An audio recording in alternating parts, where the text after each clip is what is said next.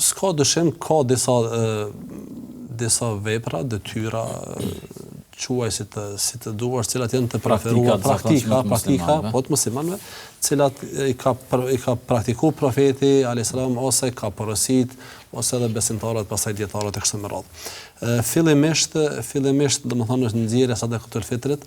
që ajo është obligative, nuk është e preferuar, por është obligative për një pjesë të madhe të besimtarëve, pra cila realisht fillon me përfundimin është obligohet realisht me përfundimin e muajit Ramazan dhe duhet kryhet e përmenda qëllimisht sepse duhet kryhet para faljes së Bajramit. Nëse dikush ka mbetur. Eventualisht. Pra është afati i fundit, pra është nesër realisht me faljen e para faljes së Bajramit. Sigurisht se prej gjërave të pëlqyera që duhet i bëj besimtari çdo herë kur viziton xhamin,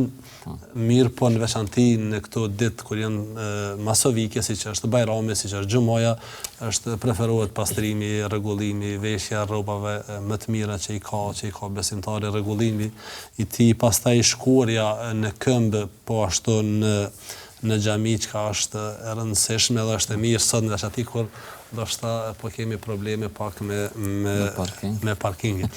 Po është herët po kemi xhamia të lartë dikush. Gjithsesi, pra e kam përmend dietarët, po ashtu është mirë me shku herët në xhami, po ashtu është një prej sunetet për ta selam që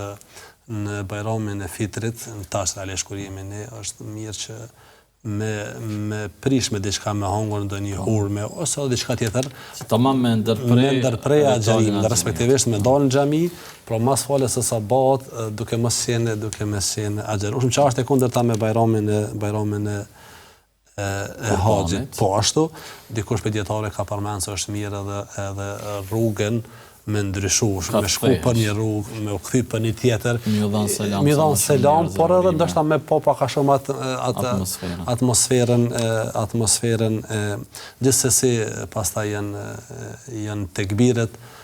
që duhet ta shoqërojnë në veçanti këtë pjesën pas përfundimit të Ramazanit, po prej perëndimit të diellit, të natës Bajramit derisa të falet Bajrami, është kjo koha që duhet shoqërohet vazhdimisht dhe duhet me tekbire individualisht ose edhe masovikisht çysh edhe praktikohen tek ne, kurse në ditën pastaj pas është falja e Bajramit, një prej adhurimeve ose prej shtyllave kryesore tek kësaj feste, siç edhe veprohet tek ne falja e Bajramit, kurse pas faljes së Bajramit atëherë është ajo janë vizitat çka janë jashtëzakonisht të rëndësishme dhe mendoj që besimtarët duhet të shfrytëzojnë minimumi këto dy festa që me vizitu ato familje ose me hapa të dyre që ndoshta gjatë vitit ose gjatë muajit kaluar s'kan pas mundësi për shkak të obligimeve dhe për shkak të agjendave ndoshta dhe preokupimeve që njerëzit kanë, minimumi do duhet që në këto dy festa edhe të na është festë zyrtare, dita e Bajramit, është shumë e mundshme për ka hapësirë mjaftueshëm, ka ditë pushimi, pra për vizitat duhet sepse nuk është vetëm e preferuar, por është muajt e lidhur fare fesnore dhe familjare, është edhe një prej obligimeve që kemi ne si besimtarë dhe si shoqëri. Andaj preferohet dhe madje duhet shoqërohet sikurse edhe veprohet tek ne,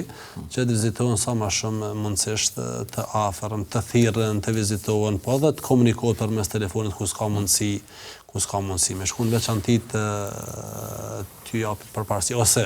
atyre që kemi më të afërt, por duke mos i harruar atyre që kanë po ndoshta ndonjë të lashë, ndonjë kështu me radhë.